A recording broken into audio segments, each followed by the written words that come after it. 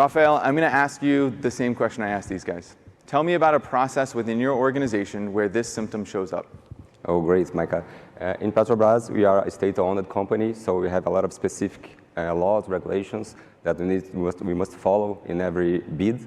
So we need to make a lot of different analysis, compliance analysis, risk analysis, the supplier, if he has already other contracts, if Petrobras, how he's working with us.